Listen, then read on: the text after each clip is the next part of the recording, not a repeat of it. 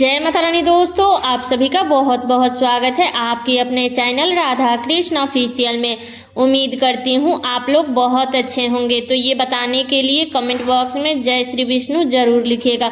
तो चलिए दोस्तों, आज हम इसमें सुनेंगे कार्तिक महात्म्य के अध्याय 20 और साथ ही में सुनेंगे गरीब ब्राह्मण और शिव जी की कहानी। तो आप लोगों से निवेदन है कि कार्तिक महात्म्य को सुनने के बाद में आप लोग शिव जी की कहानी ज़रूर सुनिएगा और कहानी सुनने के बाद आप लोग वीडियो को लाइक और चैनल को सब्सक्राइब जरूर कर दीजिएगा, क्योंकि आपके एक लाइक से मुझे बहुत ही हिम्मत, बहुत ही प्रेरणा मिलती है। इसलिए वीडियो को लाइक तो ज़रूर ही कर दीजिएगा।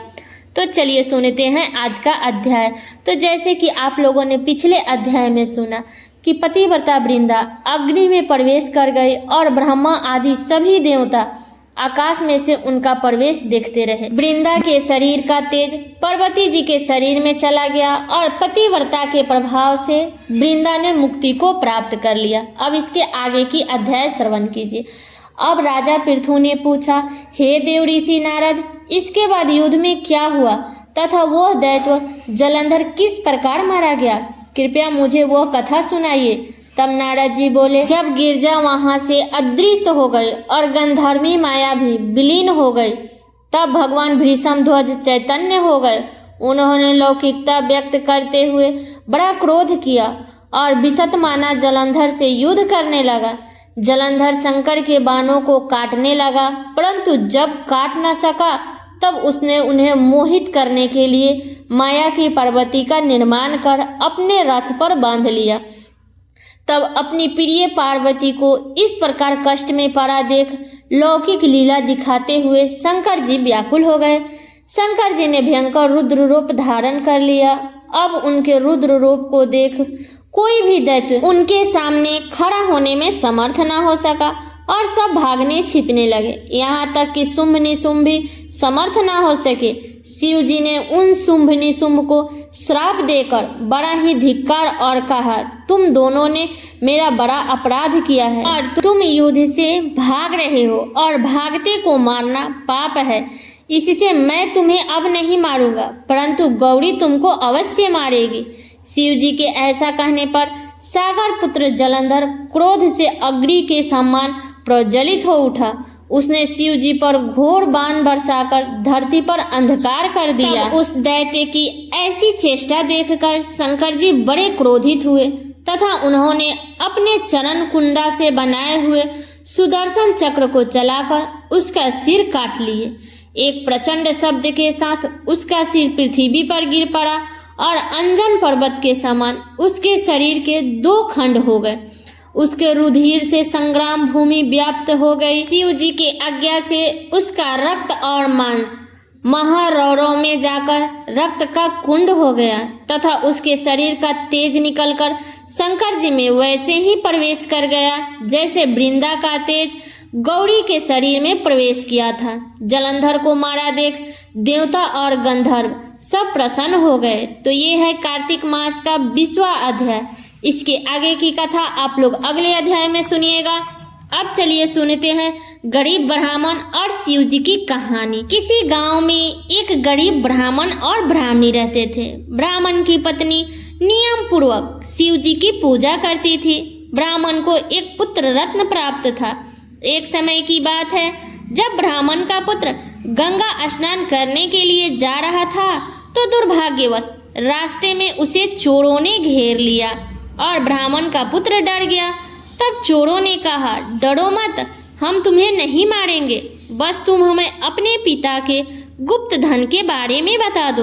तब ब्राह्मण के पुत्र बोला, भाइयों, हम अत्यंत दुखी और गरीब ब्राह्मण हैं, हमारे पास धन कहाँ है? तब चोरों ने बोला, तेरे इस पोटली में क्या बांधा है? तब ब्राह्मण का पुत्र बोला, मेरी माँ ने मेरे लिए रोटियां दी है।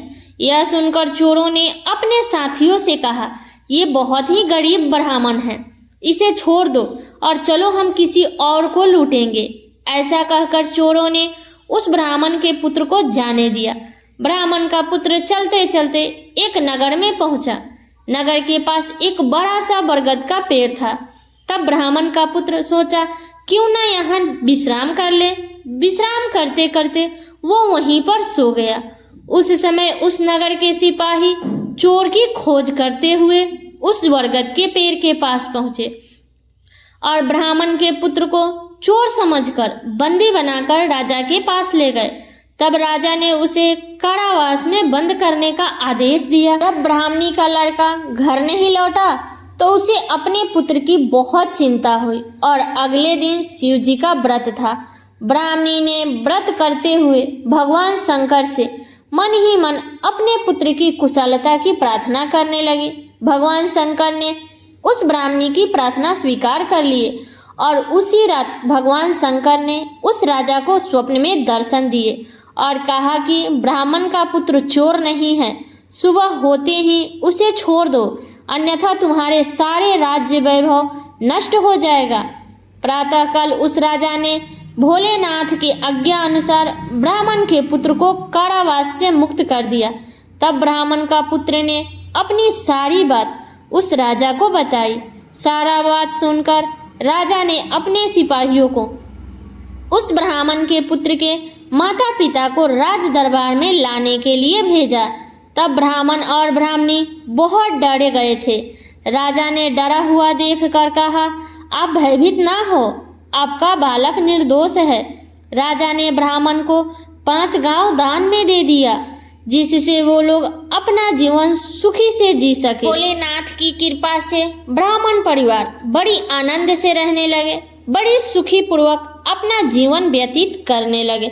तो सब लोग बोलिए शिव शंकर भगवान की जय। तो ये है गरीब ब्राह्मण और शिव जी की कहानी और कार्तिक महात्म्य की कहानी।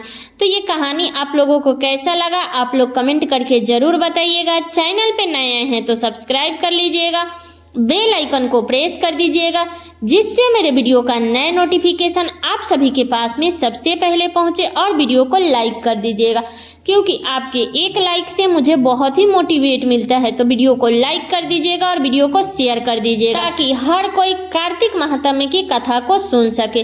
तो चलिए दोस्तों, मिलती हूँ अगले वीडियो में किसी नए वीडियो के साथ में। तब तक के लिए नमस्कार।